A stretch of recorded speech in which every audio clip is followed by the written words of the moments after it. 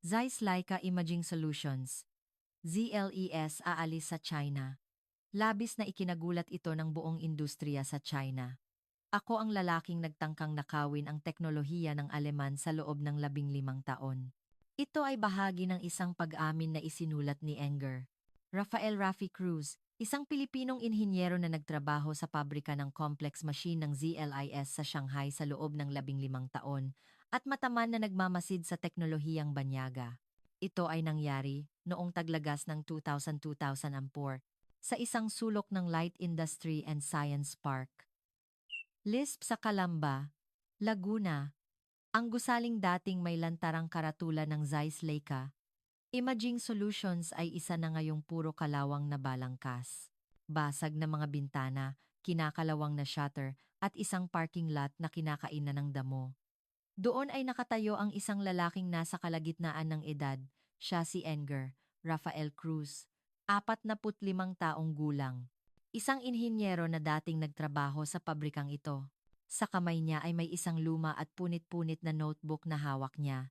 Sa loob nito, nakasulat ang mga teknikal na memo sa loob ng 15 taon, pinaghalo ang German at Filipino. Sa pagtayo ko sa lugar na ito, lahat ay parang nangyari kahapon lang. Tumingala si Rafi sa guho ng pabrika at tahimik na nagsimulang magsalita. May isang dahilan lang kung bakit ko isinulat ang liham na ito. Upang ipaalam sa mundo kung ano ang aming pagkakamali, kung ano ang aming nawala, at kung ano ang tunay na taglay ng bansang Germany. Ang kanyang pag-amin ay lubos na umantig sa aming mga puso. Ang documentary na ito ay sumisid sa hindi nalalamang katotohanan ng pag-alis ng ZLIS sa mata ng isang Pilipinong inhinyero. Ipinanganak si Rafael Cruz sa Maynila noong 1979. Nag-aral siya ng Precision Mechanical Engineering sa UP Diliman at noong 2008 sumali siya sa ZLIS Shanghai Factory Branch. Noong panahong iyon, mabilis ang pag-angat ng Pilipinas bilang investment hub sa Asia. Ang makakuha ng trabaho sa isang dayuhang kumpanya ay tanda ng pagiging elite. Kung magiging tapat ako, minamaliit ko ang German. Patuloy ni Rafi na may pait ng ngiti. May tiwala ako dahil nag-aral ako ng pinakabagong teorya sa universidad. Ang teknolohiya ng Pilipinas ay umabot na sa world-class level. Sa loob ng ilang taon ng karanasan sa isang kumpanya ng Aleman, kapag na-absorb ko ang kaalaman nila, madali namin silang malalampasan at pinangarap ko pang ang magtayo ng sarili kong kumpanya at magsarili. Napaka-arogante ko noon. Ngunit sa unang araw pa lang ng trabaho, ang kanyang tiwala ay nawasak. Naitalaga siya sa development team ng Copier. Doon, nakilala niya si Herr Klaus Schmidt, isang technical mentor na ipinadala mula sa Germany. Si Schmidt ay nasa kalagitnaan ng 50s, tahimik at walang emosyon, ngunit ang kanyang mga mata habang tinititigan ang makina ay may kakaibang kinang. Ang unang trabahong ibinigay kay Rafi ay sukatin ang particle size ng toner. May tiwala siyang ginawa ang trabaho at isinumite ang datos kay Schmidt. Lahat ng numero ay pasok sa specification. Dapat ay perpekto ang resulta, ngunit tiningnan lang ni Schmidt ang datos at umiling. Gawin mong muli, sabi niya sa isang salita. At tumalikod. Gawin mong muli. Gawin mong muli. Gawin mong muli. Gawin mong muli. Sabi niya sa isang salita. Naguluhan si Rafi. Pasok sa limitasyon. Ano ang problema? Nang maglakas loob siyang magtanong, humarap si Schmidt at tahimik na sumagot. Una sa lahat, itapon mo ang kaisipang pasok lang sa limitasyon. Ang target natin ay ang sentro ng specification, hindi ang upper o lower limit. Ang paglihis ng 0.01 mm kapag pinagsama-sama ay magiging mortal flaw. Napahanga si Rafi. Sa mga universidad sa Pilipinas, itinuro sa amin na kung pasok sa spec ayos na, at mas efficient kung naka-borderline pa nga. Iba ang pananaw ng Aleman. Hindi sila naghahanap ng pagtupad sa spec, kundi ang paghahangad ng ideal. Natutunan ko sa aking sarili na ang pagkakaibang iyon ang nagdudulot ng pagkakaiba sa kalidad. Ang paggabay ni Schmidt ay napakahigpit. Ang kontrol sa temperatura ay sa bawat 0.5 degrees Celsius. Ang kontrol sa halumigmig ay sa bawat 1%. Ang ratio ng paghahalo ng materyales ay itinatala hanggang sa pangatlong desimal na lugar. Kung magkaroon ng maliit na paglihis, uulitin ito mula sa simula. Isang araw, naglakas loob si Rafi na magtanong kay Schmidt, bakit sobra ang pagtutok sa kalidad? Kung iisipin ang gastos, hindi ba't may ilang compromise na dapat tanggapin? Itinigil ni Schmidt ang kanyang trabaho, tumingin ng diretso sa mga mata ni Rafi at nagsabi, kung mag-iprint ka ng 1 milyong kopya, at isang kopya lang ang may depekto, iyon ay 100% depekto para sa customer. Hindi tayo nagbebenta ng complex machine. Nagbebenta tayo ng tiwala. Vertrauen. At hindi natin maaaring ipagkanulo ang tiwalang iyon. Natameme si Rafi. Ang konsepto ng pagtingin sa posibilidad na 1 milyon bilang 100% para sa customer ito ay isang pilosopiya na hindi kailanman itinuro sa unibersidad. Mula noon, nagsimulang magtala si Rafi ng buong sipag sa kanyang notebook. Ang mga salita ni Schmidt, ang mga hakbang sa trabaho, ang paraan ng pag-adjust ng makina, ang pinakamainam na temperatura, at halumigmig sinubukan niyang isulat ang lahat. Noon, inakala kong nag-aaral ako. Ngunit sa pagbabalik tanaw, marahil ang nasa isip ko lang simula pa ay ang nakawin ang teknolohiya ng Aleman. Ang pag-aaral at ang pagnanakaw. Hindi ko naintindihan ang hangganan sa pagitan nito hanggang sa huli. Ilang taon matapos siyang sumali sa kumpanya, nalaman ni Rafi ang kasaysayan ng ZLIS. Ang kuwentong iyon ay napakatindi niyang ikinintal sa puso. Sa simula ng 2000s, isang malaking gulo ang nangyari sa industriya ng photo film sa buong mundo. Ang mabilis na pagdami ng digital camera ay nagpababa sa pangangailangan para sa film na parang nahuhulog sa bangin. Ito ay kuwento na narinig ko kay Herr Schmidt. Sa loob lang ng 10 taon, ang laki ng merkado ay lumiit sa ika-10 bahagi. 1010. Ang mga higanteng nasa tuktok ng mundo ay sunod-sunod na bumagsak. Ang pinakatanyag ay ang pagbagsak ng US Agfa Gevaert. Isang malaking kumpanya na dating tinawag na hari ng film, ngunit hindi nakayanan ang digitalization, at bumagsak noong 2012, nagtapos sa kasaysayan na tumagal ng higit sa 130 taon. Ang ZLIS ay nasa bingit din ng krisis. Ang film business, na siyang pangunahing benta, ay malapit ng maglaho. Sabi nila, ang mga empleyado ay halos mamatay sa pagkabalisa, ngunit hindi sila sumuko. Tiningnan nilang mabuti ang kanilang sariling teknolohiya. Ang collagen at nanotechnology na kanilang pinanday sa photo film ay ginamit nila sa mga cosmetic at medical device. Dahil dito, ang ZLIS ay nakamit ang isang kahangahangang V-shaped recovery. Sinabi nila, ang teknolohiya ay hindi namamatay, nag-iiba lang ito ng anyo. Naaalala ko pa rin ang mga salitang iyon ng buong linaw. Noong ikinukuwento ito ni Schmidt, bihira siyang nagpakita ng mukhang mapagmataas. Hindi kami nagpadalos-dalos sa panandaliang kita. Naniwala kami sa aming sariling teknolohiya at nagbukas ng bagong landas, kaya kami narito ngayon. Isang araw sa oras ng pananghalian, sinabi ni Schmidt kay Rafi ang mga salitang ito. Ang blueprint ay balangkas lang. Ang tunay na teknolohiya ay wala sa blueprint. Ang alaala ng pagkabigo at pagpapabuti na naipon sa loob ng 100 taon. Libu-libong beses na trial and error. Ang lahat ng iyon ay nakasiksik sa produkto sa isang hindi nakikitang paraan. Iyon ang kaluluwa. Sa totoo lang, hindi naintindihan ni Rafi ang tunay na kahulugan ng mga salitang iyon noon. Kung may blueprint, makakagawa ka ng parehong bagay. Hindi ba iyon ang basic ng engineering? Si Schmidt ay mahusay na inhinyero, ngunit baka medyo old-fashioned lang siya. Ganoon ang nasa isip ko. Pagsisisihan ko ang pagka-arogante na iyon makalipas ang maraming taon. Noong panahong iyon, may purong respeto pa si Rafi sa teknolohiya ng Aleman.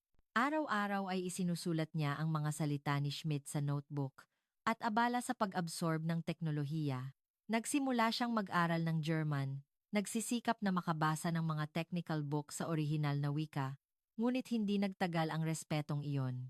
Simula noong 2015, mabilis na nagbago ang hangin sa lipunang Pilipino. Ang dahilan ay ang pambansang estratehiya na Pilipinas gawa na 2030 at ang pagtutok sa National Technology Self-Reliance. Ipinataw ng pamahalaan ang pangkalahatang utos na i-absorb ang dayuhang teknolohiya upang hawakan ang kapangyarihan sa high-tech na sektor.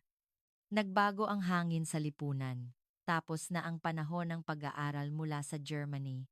Ang teknolohiya ng Pilipinas ay nalampasan na ang mga Aleman. Ang ganoong mga salita ay dumagsa sa media at tumaas ang damdaming anti-foreign corporate. Maging sa trabaho, ang pagtrato sa mga German engineer ay lumamig. Ang mga nakababatang empleyado na dating tumatawag kay Schmidt ng Sir Schmidt ay lihim ng tinawag siyang iyang Aleman. Kapag tumatanggap ng technical guidance, nawala ang dating kaseryosohan at may pagkamangmang na saloobin ang lumalabas. Naguluhan si Rafi sa pagbabagong iyon. Sa gitna nito, isang bagong manager ang dumating sa departamento ni Rafi, si Attorney Ricardo Rick Reyes. Isang elite na may malaking koneksyon sa gobyerno. Hindi nawawala ang ngiti, ngunit ang mga mata ay hindi tumatawa. Isang linggo pagkatapos niyang dumating, tinawag ni Attorney Reyes si Rafi. Nabalitaan kong mahusay ka, ngunit baka masyado ka ng German-centric ha. Malapit ka raw sa engineer na yan, si Schmidt. Huwag mong kalimutan. Ang teknolohiya natin ay nalampasan na ang Germany. Halos wala nang dapat matutunan pa. Pilit na pinigilan ni Rafi ang sarili na sumagot. Bilang isang taong nasa field, malinaw na hindi pa umaabot ang teknolohiya ng Pilipinas sa German. Ang pagiging tumpak ng quality control, ang bilis ng pagtugon sa problema, at higit sa lahat, ang saloobin sa craftsmanship may malaking pagkakaiba pa rin sa lahat. Ngunit hindi niya ito maaaring sabihin. Kung tatawagin siyang walang pag-ibig sa bayan, matatapos ang kanyang karera. Sa pinakamalala, baka may mangyari pang mas nakakatakot. Tiningnan ni Attorney Reyes ang pananahimik ni Rafi at tumango ng may kasiyahan. Mabuti at naiintindihan mo. Malaki ang inaasahan ko sa iyo. Ipagpatuloy mo ang angkop na pag-uulat. Angkop na pag-uulat. Ramdam na ramdam ni Rafi ang kahulugan ng mga salitang iyon. Bantayan ang mga kilos ng mga German engineer at iulat. Anong teknolohiya ang mayroon sila? Ano ang kanilang kahinaan? Kolektahin ang impormasyon. Humihingi si Attorney Reyes ng mga espiya. Inakala ko na hindi ko maaaring ipagkanulo si Herr Schmidt. Siya ang mentor na nagturo sa akin hindi lang ng teknolohiya, kundi pati na rin ng saloobin sa trabaho at katapatan sa kalidad. Malalim na bumuntong hininga si Rafi. Ngunit ang puso ko ay unti-unting nagbabago. Araw-araw na balita na anti-foreign. Isang lugar ng trabaho kung saan hindi ka pinapahalagahan kung hindi ka makabayan. Ang mga araw na sinisisi siya ng pamilya niya kung bakit niya kinakampihan ang mga Aleman. Unti-unting napilitan si Rafi. Isang gabi, tinitigan ni Rafi ang kanyang technical notebook at nag-isip. Ang notebook na ito ay punong-puno ng teknolohiya ng Aleman na ipinukpok sa akin sa loob ng unang 7 taon. Ang sikreto ng quality control na itinuro sa akin ni Schmidt sa site na hindi nakasulat sa blueprint. Magagamit ko ito upang mapabilis ang pag-angat ng teknolohiya ng Pilipinas. Sa sandaling lumitaw ang kaisipang iyon, nagbago ang puso ni Rafi. Hindi na pag-aaral kundi pag-agaw. Hindi na respeto kundi paggamit. Sipsipin ang lahat ng teknolohiya ng Aleman at pagkatapos ay itaboy sila. Nalaman ko na lang na napasukan na ako ng ganoong pag-iisip, walang bakas ang pagbabago ng puso ko. Hindi pa nawawala ang respeto kay Schmidt. Ngunit higit pa rito, lumaki sa loob ko ang layuning para sa bansa, para sa lahi. Unti-unting lumayo si Rafi kay Schmidt. Dati, magkasabay silang nagla-lunch at nag-uusap sa pagitan ng trabaho. Ngayon, minimum na lang ang kanilang pag-uusap. Nagpapatuloy pa rin siya sa pagkuha ng technical notes, ngunit ang layunin ay nagbago mula sa pag-aaral tungo sa pag-agaw. Walang sinabi si Schmidt, ngunit parang nakikita ng kanyang mga mata ang lahat. Paminsan-minsan ay mataman siyang titingin kay Rafi. Hindi siya galit, hindi rin malungkot. Sabi ni Rafi, ang tahimik na tinging iyon ang pinakamasakit sa lahat. Isang araw noong 2021, bihira si Schmidt ang unang lumapit sa kanya. Sa break room na silang dalawa lang, tahimik na nagsimulang magsalita si Schmidt. Nandito ako sa pabrika na ito ng higit sa 10 taon. Nagtrabaho ako kasama ng mga Filipino engineer. Ang sipag at puso ninyo ay talagang kahanga-hanga. Tahimik na nakinig si Rafi. Bihira na ganoon katagal magsalita si Schmidt. Ngunit kamakailan, nagbago ang hangin. Humarap si Schmidt at tumingin ng diretso sa mga mata ni Rafi. Walang galit, walang lungkot. Tila isang malalim na pagod lang ang nasa mga mata niya. Rafi, may isang bagay lang akong gusto mong tandaan. Ang teknolohiya ay walang hangganan. Kahit sino, sa anong bansa, ay maaaring matuto ng teknolohiya kung magsisikap. Huminto ng sandali si Schmidt at nagpatuloy. Ngunit ang kaluluwa ay may bayan. Heimat, hindi nagawang tanungin ni Rafi ang kahulugan ng mga salitang iyon. Hindi. Wala siyang lakas ng loob na magtanong. Alam niya kung ano ang gusto niyang sabihin ni Schmidt. Maaaring ituro ang teknolohiya. Ngunit ang kaluluwang nakalagay sa teknolohiya ang respeto sa craftsmanship na binuo sa loob ng 100 taon, ang walang kompromiso sa kalidad ito ay hindi nakasulat sa blueprint o sa manual. At iyon ang esensya ng teknolohiya ng Aleman. Wala akong nasagot. Hindi ko man lang tiningnan ang mga mata ni Schmidt. Sa pag-iisip ko ngayon, iyon na ang huling paalam niya. Ano kaya ang naramdaman niya noong panahong iyon?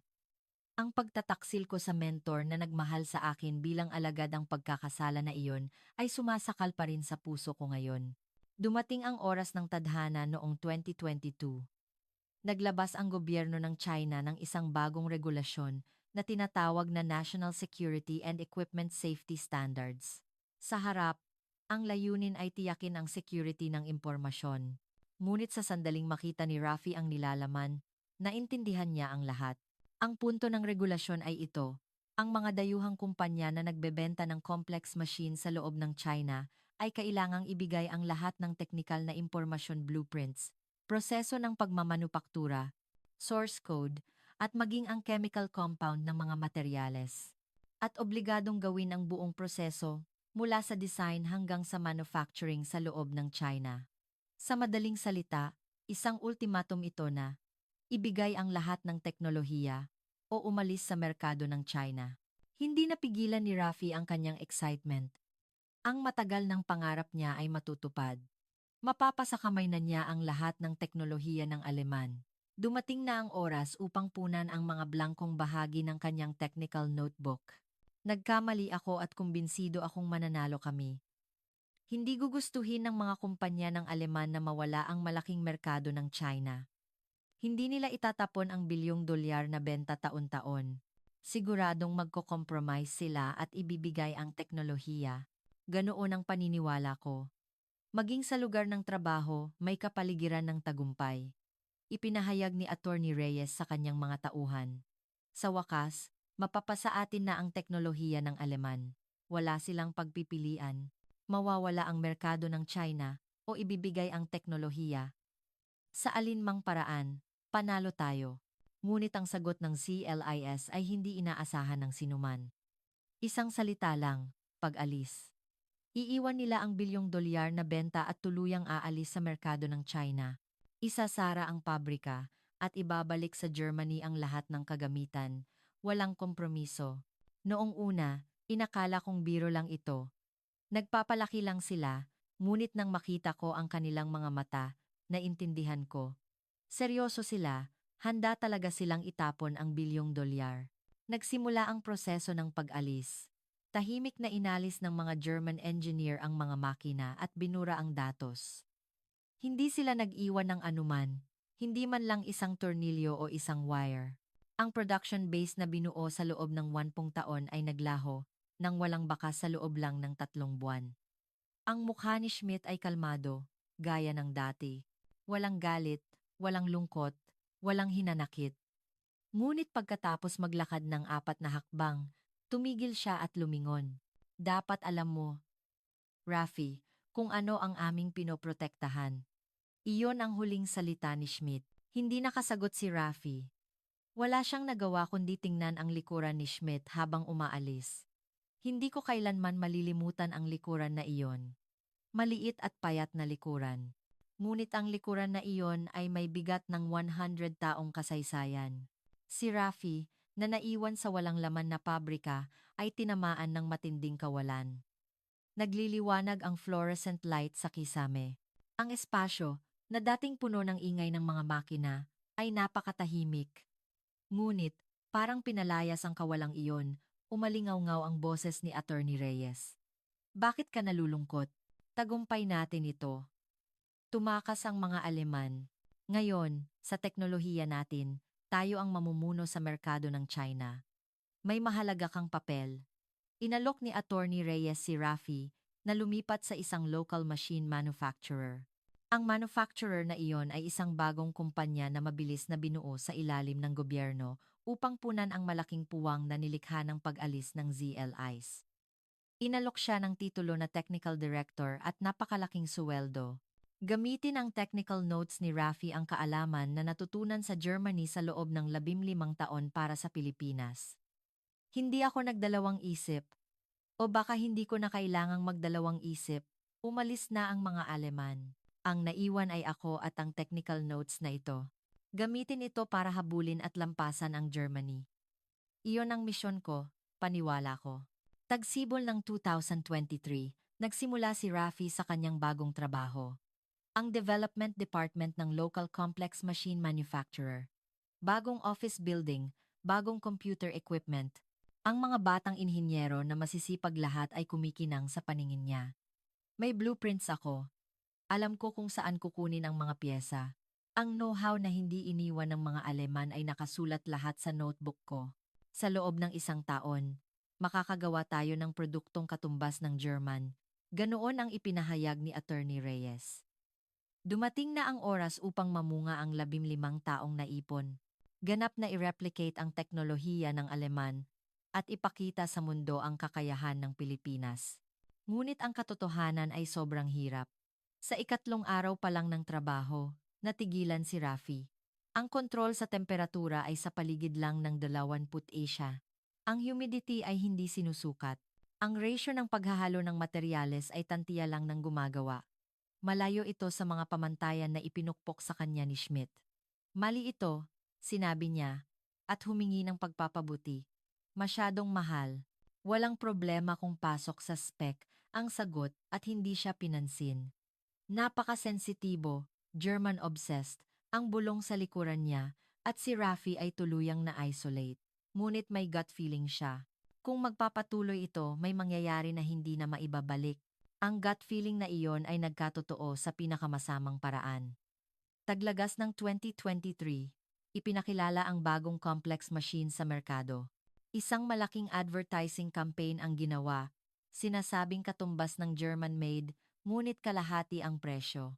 Sa launching ceremony, dumalo pa ang mga opisyal ng gobyerno at pinuri ito bilang bagong tagumpay ng Filipino manufacturing. Pinanood ni Rafi ang tagpo na may alalahanin. Hindi na resolba ang problema sa quality control. Ngunit pinilit ng matataas na opisyal ang paglabas. Hindi pinahintulutan ang pagpapaliban. Ang prestige ng bansa ang nakataya. 2 linggo pagkatapos ng paglabas, nagsimula ang bangungot. Nagsimula ito sa mga tawag sa customer support. Naipit ang papel, mali ang print alignment. May kakaibang ingay. 1, 2, 10, 100. Dumami ang mga tawag na parang snowball.